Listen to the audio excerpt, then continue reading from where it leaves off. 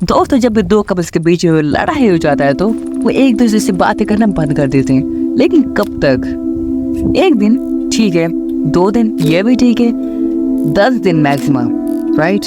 लेकिन दोस्तों इस दुनिया में ऐसे भी कपल्स है जो कि लगभग 2 डेकेड तक एक दूसरे से बात किए बिना रह गए थे।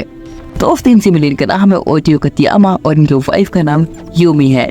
दोस्त ये कपल्स 20 साल तक एक दूसरे से बात किए बिना अपनी जिंदगी गुजार रहे थे और इसके पीछे एक रीजन है और वो रीजन जानकर आपका दिमाग खिल जाने वाला है। और दोस्तों वैसे भी उनके 2 बच्चे भी थे और इनके पीछे कारण ये है कि वो अपनी वाइफ से अटेंशन नहीं पाते थे क्योंकि सारा अटेंशन था उनके बच्चों पर। और दोस्तों यही एक प्रॉपर रीजन था कि वो अपने वाइफ से लगभग 20 साल तक बात नहीं किए थे।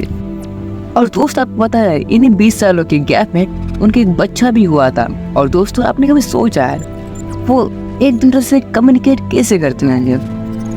वेल दोस्तों इनका आंसर है वो है सिर से। दोस्त हमारे कतियामा सर अपने वाइफ के क्वेश्चंस को हाँ या ना में आंसर देते थे।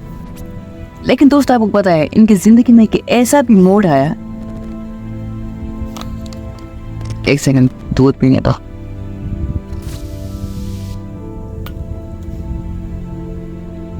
चलो शुरू करते हैं। तो दोस्तों मैं बोल रहा था कि इनकी जिंदगी में एक ऐसा भी मोड़ आया था जब ये दोनों एक दूसरे से बातें किए थे और वो भी इनके बच्चों के द्वारा। और इंटरेस्टिंग क्या है पता है, इन्होंने मदद लिया था एक टीवी चैनल का। दोस्तों बात यह है कि जब ये 2 कपल्स एक दूसरे से बात नहीं करते हैं तो इन 3 बच्चों को बहुत ही बुरा लगता था। तो उन्होंने ठान लिया कि अब तो मम्मी पापा को क्या समझे मिलाकर ही छोड़ेंगे। इसके लिए दोस्तों उन्होंने मदद ली एक चैनल का जिसका नाम था होक्काइडो टीवी। तो दोस्तों इन चैनल वालों ने क्या किया कि जिस पार्क में ये कपल्स पहली बार मिले थे उन्हीं पार्क को जैसे तैसे करके दोनों को लेके जाया गया और फिर एक ही बेंच पे इन दोनों को बिठाया गया। और फिर क्या था, शुरू भाई बातचीत। दोस्त आपको पता है ये कतियामा सर जब पहला वर्ड बोले थे अपने वाइफ को वो क्या बोले थे?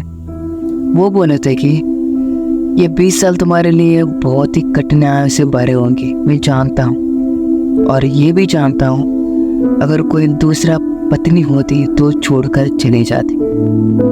थैंक्स मेरे साथ देने के लिए।